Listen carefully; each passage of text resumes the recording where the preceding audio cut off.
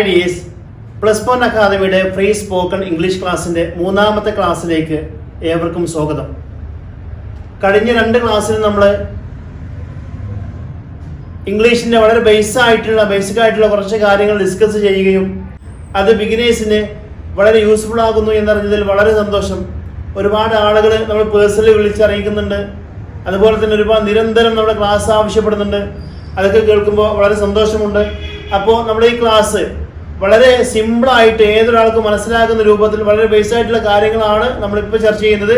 നമ്മൾ മെല്ലെ നമ്മുടെ ക്ലാസ്സിൻ്റെ സ്റ്റാൻഡേർഡ് കൂട്ടി വന്ന് എല്ലാവർക്കും ഉപകാരപ്പെടുന്ന രൂപത്തിലേക്ക് നമ്മുടെ ക്ലാസ്സിൽ നമുക്ക് മാറ്റണം.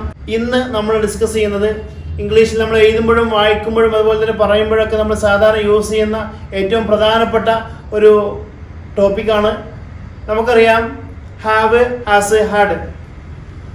എല്ലാ ആളുകൾക്കും കേട്ട് പരിചയമുള്ള ഈ ഒരു 3 വേർഡുകൾ ഇതെവിടെ യൂസ് ചെയ്യണം, എന്താണ് ഇതിൻ്റെ അർത്ഥം എന്നാണ് ഇന്ന് ഒരു ചെറിയ ക്ലാസ്സിലൂടെ നിങ്ങളെ ഞാൻ പരിചയപ്പെടുത്തുന്നത്. Have, has, had.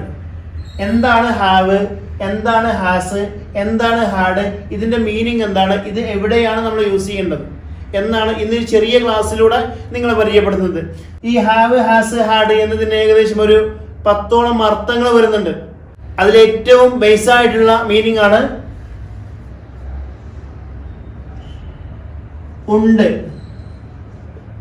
എന്നുള്ളത്. ഹാവ് എന്ന് പറഞ്ഞാലും ഉണ്ട് എന്നാണ്, ഹാസ് എന്ന് പറഞ്ഞാലും ഉണ്ട് എന്നാണ്. അതുപോലെ ഹാഡ് എന്നാൽ ഉണ്ടായിരുന്നു. ഹാഡ് എന്ന് പറഞ്ഞാൽ ഉണ്ടായിരുന്നു. ഹാവ്, ഹാസ് മീനിങ് ഉണ്ട്, ഹാഡ് എന്ന് പറഞ്ഞാൽ ഉണ്ടായിരുന്നു. ഈ ഒരു 3 വേർഡും ഒരുമിച്ചാണ് സാധാരണ നമുക്ക് എല്ലാ ബുക്കിലും അതുപോലെ തന്നെ നമ്മൾ പഠിക്കുന്ന സമയത്തൊക്കെ കാണാൻ കഴിയാറ് അല്ലേ. അപ്പോൾ ഹാവിന്റെ മീനിങ് ഉണ്ട്, ഹാസിന്റെ മീനിങ് ഉണ്ട്. ഈ രണ്ടിന്റെയും മീനിങ് ഒന്നാണ്.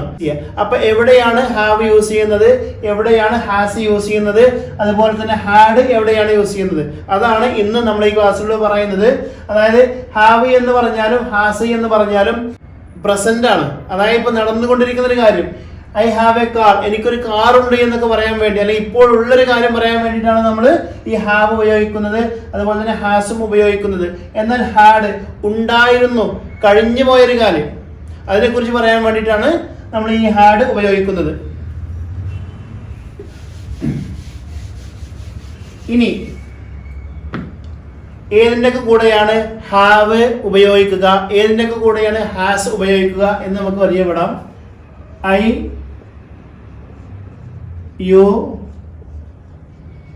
ദേ, വി. കഴിഞ്ഞ ക്ലാസ്സിൽ നമ്മൾ പഠിച്ചൊരു കാര്യമാണ് അയ്യോ ദേവി അല്ലേ. ഈ ഐ, യു, ദേ, വി ഇതിനോട് കൂടെയാണ് നമ്മൾ ഹാവ് ഉപയോഗിക്കുക. ഐ, യു, ദേ, വി എന്നതിന് കൂടെയാണ് നമ്മൾ ഹാവ് ഉപയോഗിക്കുക. ഐ ഹാവ് എ കാർ, എനിക്കൊരു കാറുണ്ട്. ഐ ഹാവ് എ കാർ, എനിക്കൊരു കാറുണ്ട്. യു ഹാവ് എ കാർ, നിനക്കൊരു കാറുണ്ട്. ദേ ഹാവ് എ കാർ, അവർക്കൊരു കാറുണ്ട്. വി ഹാവ് എ കാർ, നമുക്കൊരു കാറുണ്ട് അല്ലേ. I have A car,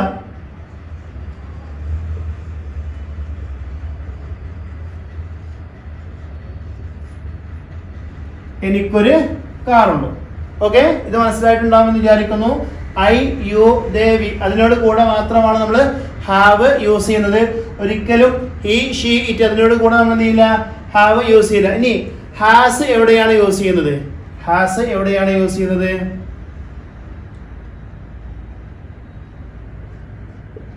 he, she, it.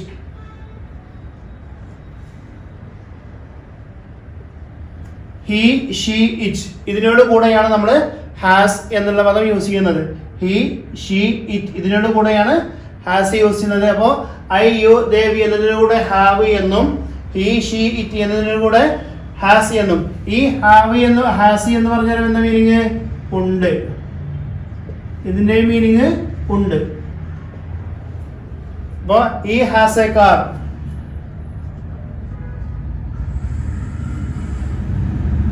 he has a car, അവനിക്കൊരു കാറുണ്ട്. ഷീ ഹാസ് എ കാർ, അവൾക്കൊരു കാറുണ്ട്. he has a car, അതിലൊരു കാറുണ്ട്. അപ്പോൾ ഇവിടെ നമ്മൾ മനസ്സിലാക്കേണ്ടത് ഇതിനോട് കൂടെയാണ്, അതായത് ഐ യു ദേ വി എന്നതിന് കൂടെയാണ് ഹാവ് വരുന്നത്. അതുപോലെ ഹി ഷീ ഇറ്റ് എന്നതിനോട് കൂടെയാണ് ഹാസ് വരുന്നത്. വളരെ സിമ്പിളായിട്ട് മനസ്സിലാക്കേണ്ട ഒരു കാര്യമാണ്. അപ്പോൾ നമ്മൾ ഇതിൻ്റെ ഉദാഹരണങ്ങൾ കൂടി നമ്മളിവിടെ പരിചയപ്പെടുത്തും. നമ്മൾ മനസ്സിലാക്കേണ്ടത് ഈ കാര്യങ്ങളൊക്കെ ഒരു വട്ടം കേൾക്കുമ്പോൾ നമുക്ക് തോന്നും അതൊക്കെ സിമ്പിളായിട്ടുള്ള കാര്യമാണ്, ഒരിക്കലും നമ്മൾ മറക്കില്ല.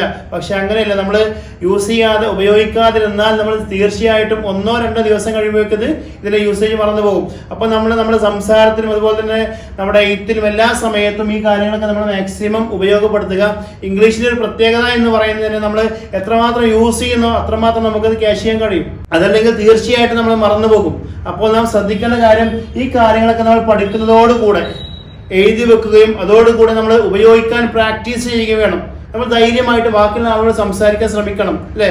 നമുക്ക് അറിയുന്നൊരു കാര്യം, ഇപ്പം നമുക്ക് ഒരു കാര്യം അറിയില്ല, പക്ഷെ നമുക്ക് എന്താ പറയുക, ഐ ഹാവ് എ കാർ, എനിക്കൊരു കാറുണ്ട്. എനിക്കൊരു കാറിലാണെങ്കിൽ എനിക്ക് എന്താ പറയുക, ഐ ഹാവ് എ കാർ. നമ്മുടെ ഫ്രണ്ടിനോട് പറയാം. എന്തിന്? നമുക്ക് പറയാൻ പറ്റുന്ന ഒരുപാട് ഫ്രണ്ട്സ് ഉണ്ടാവും, അല്ലേ? നമ്മൾ അവരോട് ഇങ്ങനെ പറയാം, ഐ ഹാവ് എ കാർ, അല്ലെങ്കിൽ I have A pen, I have A mobile, അല്ലേ? അതൊക്കെ നമുക്ക് എന്ത് ചെയ്യാം, അവരോട് പറയാം. അല്ലെങ്കിൽ ഒരാളുടെ കയ്യിലൊരു മൊബൈൽ ഉണ്ട്, ആ സമയത്ത് നമുക്ക് പറയാം യു ഹാവ് എ മൊബൈൽ. പ്രാക്ടീസിലൂടെ മാത്രമേ നമുക്ക് ഈ ഒരു ഇംഗ്ലീഷ് നമുക്ക് കൈവരിക്കാൻ കഴിയുകയുള്ളൂ.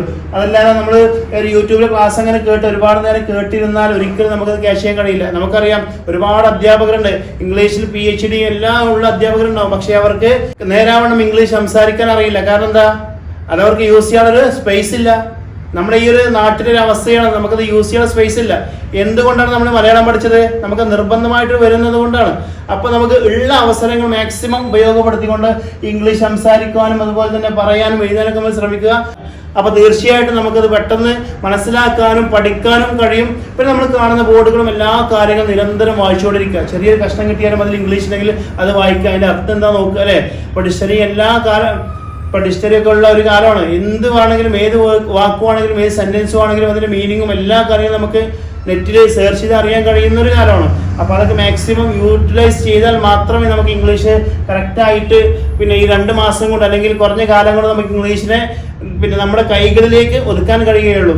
അപ്പോൾ പറഞ്ഞു വന്നത് ഐ യു ദേ വി ഇതിനോട് കൂടെയാണ് നമ്മൾ ഹാവ് യൂസ് ചെയ്യുന്നത്. അതുപോലെ തന്നെ ഹി ഷീ ഇറ്റ് അതിനോട് കൂടെയാണ് നമ്മൾ ഹാസ് യൂസ് ചെയ്യുന്നത്. ഇനി ഹാഡ്, ഈ ഹാവി എന്ന് പറയുന്നതും ഹാസി എന്ന് പറയുന്നതും പ്രസന്റ് ആണ്, ഇപ്പൊ നടന്നുകൊണ്ടിരിക്കുന്ന കാര്യം, അല്ലെ? എനിക്ക് കാറുണ്ട്. ഇനി എന്താണ് ഹാഡ്? എന്താണ് ഹാഡ്? ഹാഡ് ഉണ്ടായിരുന്നു. ഉണ്ടായിരുന്നു ഒരു സംഗതി ഉണ്ടായിരുന്ന കാര്യം പറയാൻ വേണ്ടിയിട്ട് നമ്മൾ ഹാഡ് യൂസ് ചെയ്യുന്നത്. അത് ഇതിന്റെ കൂടെ യൂസ് ചെയ്യുക. I you they we he she it ഇതിനോടൊക്കെ കൂടെ നമ്മൾ പാസ്റ്റ്, അതായത് കഴിഞ്ഞു പോയ കാര്യം. ഇപ്പോൾ പ്രസന്റ് എന്ന് പറഞ്ഞപ്പോൾ നടന്നുകൊണ്ടിരിക്കുന്ന കാലം വർത്തമാനകാലം. പാസ്റ്റ് എന്ന് പറഞ്ഞാലോ കഴിഞ്ഞു പോയ കാലം. ഇനി വരാൻ പോകുന്ന കാലം ഭൂതകാലത്തിന് എന്താ പറയാ? ഫ്യൂച്ചർ. ഇവിടെ നമ്മൾ നേരത്തെ പറഞ്ഞ 2 കാര്യങ്ങളും പ്രസന്റ് ആണ്, അല്ലെ? പ്രസന്റിനെ യൂസ് ചെയ്യുക. ഇത് യൂസ് ചെയ്യുന്നത് നമ്മൾ പാസ്റ്റ് ആണ്. പാസ്റ്റ് എന്ന് പറഞ്ഞാൽ കഴിഞ്ഞു പോയൊരു കാര്യം പറയാൻ വേണ്ടിയിട്ട് ഐ ഹാഡ് എ കാർ. ഇതിന്റെ മീനിങ് ഉണ്ടായിരുന്നു എന്നാണ്. I had a car. നമ്മളെപ്പോഴും ഈ ഒരു കാറ് എന്ന് പറയാൻ കാരണം നമ്മൾ ഒരുപാട് ആളുകൾ ഇതിൽ ബിഗിനേഴ്സ് ആണ്, പഠിച്ചു വരുന്ന ആളുകളാണ്. അതുകൊണ്ടാണ് നമുക്ക് അറിയുന്നൊരു മീനിങ് മാത്രം പറയുന്നത്. അപ്പോൾ ഐ ഹാഡ് എ കാർ, എനിക്കൊരു കാർ ഉണ്ടായിരുന്നു. ഹി ഹാഡ് എ കാർ, അവനിക്കൊരു കാർ ഉണ്ടായിരുന്നു. ഷീ ഹാഡ് എ കാർ, അവൾക്കൊരു കാർ ഉണ്ടായിരുന്നു. ഇറ്റ് ഹാഡ് എ കാർ, അതിനൊരു കാർ ഉണ്ടായിരുന്നു. അപ്പോൾ ഉണ്ടായിരുന്നു എന്ന് പറയാൻ വേണ്ടിയിട്ടാണ് നമ്മൾ ഹാഡ് യൂസ് ചെയ്യുന്നത്. അപ്പോൾ മനസ്സിലായി കാണും ഹാവ് എന്താണ്, ഹാസ് എന്താണ്, ഹാഡ് എന്താണ്. പിന്നെ ഏറ്റവും പ്രധാനപ്പെട്ട ഒരു കാര്യം കൂടി, നമ്മളിത് പഠിക്കുന്ന സമയത്ത് ഈ ഹാവ്, ഹാസ്, ഹാഡ് നമ്മൾ എഴുതുന്ന സമയത്തും പ്രയോഗിക്കുന്ന സമയത്തും ഒരു സെന്റൻസിന്റെ രണ്ടാമതായിട്ടാണ് വരിക. ഏത് സമയത്തും ആ ഒരു സെന്റൻസിന് രണ്ടാമതായിട്ടാണ് ഈ ഹാവ് ആണെങ്കിലും ഹാഡ് ആണെങ്കിലും ഹാസ് ആണെങ്കിലും വരിക. ഉദാഹരണമായിട്ട് ഐ ഹാവ് എ പെൻ, എനിക്കൊരു പേനയുണ്ട്. രണ്ടാമതല്ലേ വന്നത്, അല്ലേ? ഇനിയിപ്പോൾ ഹാസ് ആണെങ്കിലും ഹാഡ് ആണെങ്കിലും എന്താണെങ്കിലും നമ്മൾ സെൻറ്റൻസ് ചെയ്യുന്ന സമയത്ത് അത് രണ്ടാമതായിട്ടാണ് വരിക. അപ്പോൾ അധികം നീട്ടി പറയുന്നില്ല. ഇന്ന് ചെറിയൊരു ടോപ്പിക്കാണ്, അത് വിശദമായിട്ട് പറഞ്ഞു തന്നു എന്ന് ഞാൻ വിശ്വസിക്കുന്നു. അപ്പോൾ നിങ്ങൾ ഈ നോട്ടുകളൊക്കെ കറക്റ്റായിട്ട് എഴുതി വെക്കുകയും അത് നിരന്തരമായിട്ട് പ്രാക്ടീസ് ചെയ്യുകയും ചെയ്യുക. ഏതായാലും അടുത്തൊരു ക്ലാസ്സിൽ വീണ്ടും കാണാം. താങ്ക്